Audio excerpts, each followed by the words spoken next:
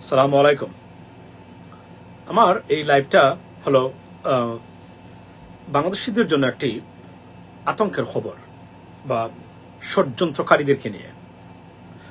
আপনারা জানেন যে আমরা ছাত্র জনতার ঐক্যবদ্ধ আন্দোলন বা বিপ্লবের মাধ্যমে সেকেন্ড ইন্ডিপেন্ডেন্স বা দ্বিতীয় স্বাধীনতা আমরা পেয়েছি। বাংলাদেশের ইতিহাসের সবচেয়ে ব্রুটাল গণহত্যাকারী এবং স্বৈরাচার তাকে হটিয়ে নতুন বাংলাদেশের জন্ম হয়েছে।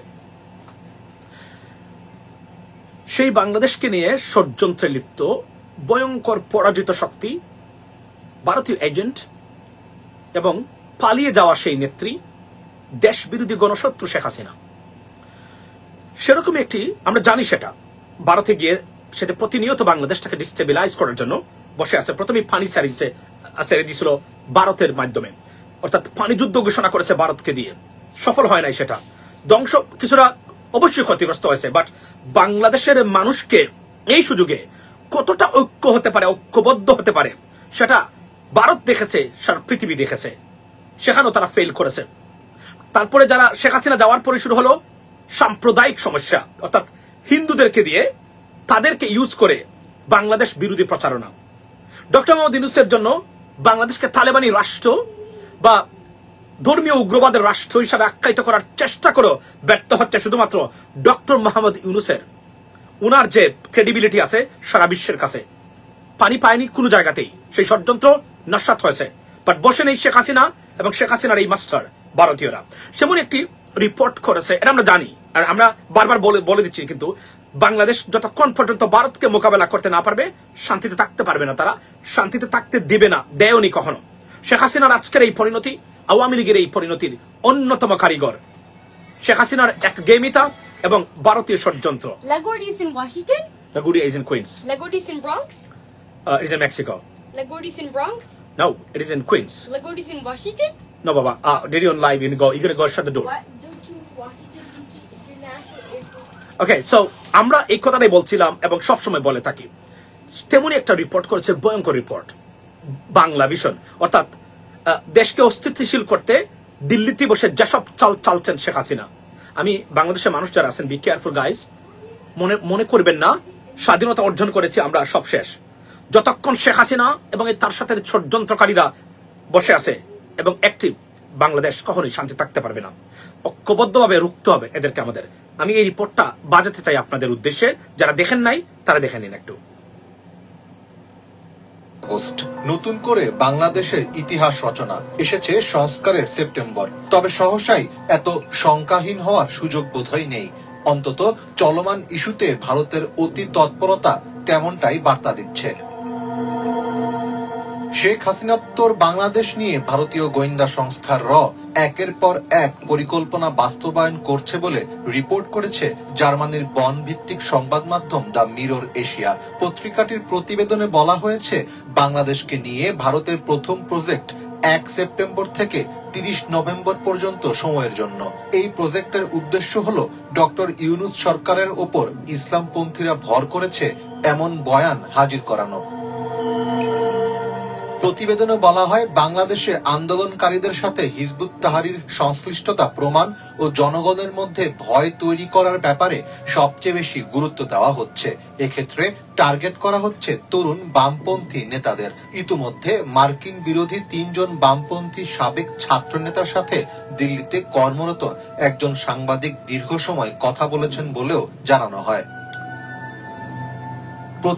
এবং বলে রাখি, দিল্লিতে কর্মরত ওই সাংবাদিক শাবান মাহমুদ হওয়ার সম্ভাবনাটা 99.9%।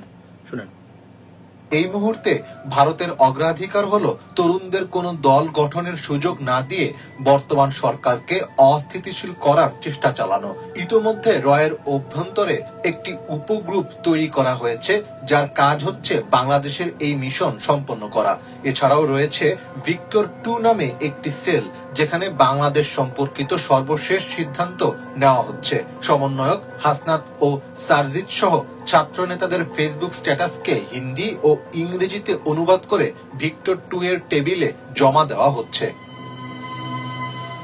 মিরর এশিয়ার প্রতিবেদনে বলা হয়েছে, গত 16 জুলাই যখন হাসিনা সরকার শিক্ষার্থীদের দেখা মাত্র গুলির নির্দেশ দেন, তখন ধীরে ধীরে পরিস্থিতি সরকারের অনুকূলে চলে যায়। পরে শেখ হাসিনার বিশেষ অনুরোধ ও ভারতের নিরাপত্তা উপদেষ্টার সরাসরি তদারকিতে বাংলাদেশে এর প্রশিক্ষণপ্রাপ্ত 400 কর্মকর্তা ঢাকায় যান। তাদের ভাষায়, কাশ্মীরি কায়দায় আন্দোলন দমন করে তারা দিল্লি ফেরেন 28 জুলাই। কিন্তু পরবর্তী পরিস্থিতি নিয়ে ওয়াকিবহাল ছিল না। প্রতিবেদনে বলা হয়, 5 আগস্টের পর 10 আগস্ট সংখ্যালঘুদের সমাবেশের আড়ালে একটি প্রতিবিপ্লব করার পরিকল্পনা করে। তার জন্য বিপুল সংখ্যক ভারতীয় সাংবাদিকও সেদিন ঢাকায় উপস্থিত ছিলেন। সেটি ব্যর্থ হলে দ্বিতীয় কুর পরিকল্পনা করা হয় 15 আগস্ট, কিন্তু সেটিও ব্যর্থ হয়। রিপোর্টে বলা হয়েছে, হাসিনা বর্তমানে ভারতের অভ্যন্তরীণ গোয়েন্দা সংস্থা ইন্টেলিজেন্স ব্যুরোর সুরক্ষিত একটি ভবনে থাকছেন। সেখানেই বিভিন্ন হাই প্রোফাইল মিটিং করছেন তিনি।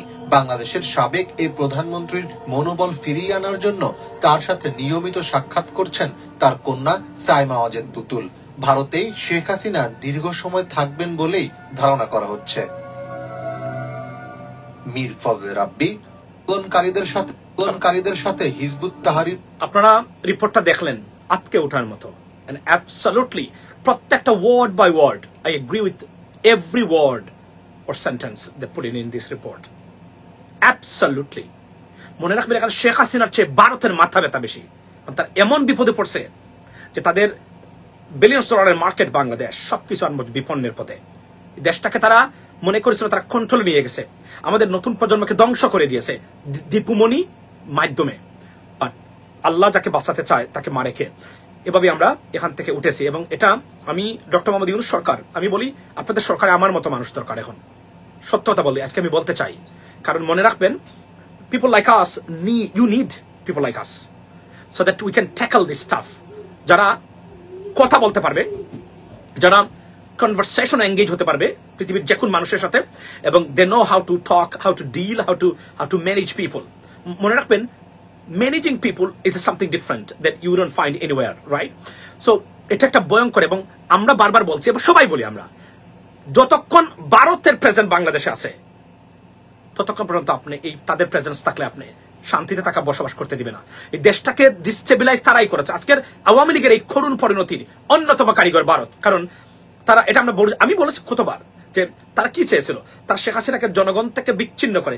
একজন বিডিআর লেফটেন্যান্ট কর্নেল উনি বলেছিলেন যে বাংলাদেশ বিষয় ভারতের প্রথম, মানে ভারতীয় সরকারের প্রথম, মানে তাদের যে স্ট্র্যাটেজির অন্যতম হলো ব্রেক ইট এন্ড মেক ইট।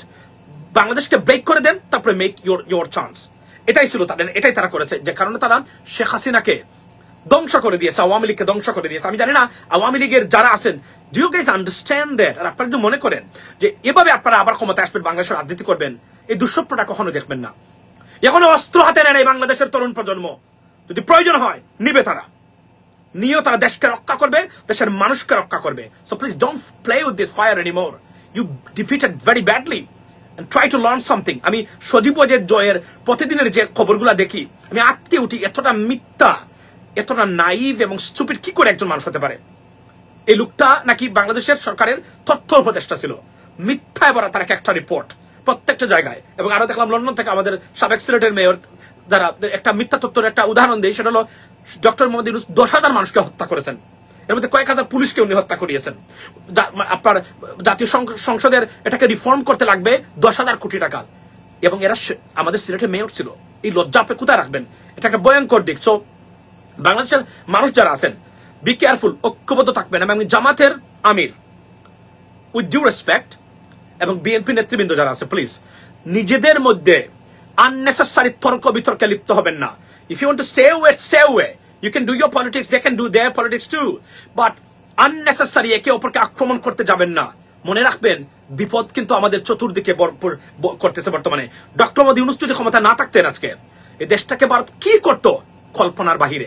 আপনারা অনেকে হয়তো আন্দাজও করতে পারতেছেন না ভারত কি করতো আমাদের বিরুদ্ধে, শুধুমাত্র তার ক্রেডিবিলিটির কারণে এবং আমেরিকা, ইউরোপিয়ান ইউনিয়নের সাপোর্ট তার প্রতি থাকার কারণে আজকের এই এখন পর্যন্ত এই তারা কোনোভাবে সফল হতে পারে নাই।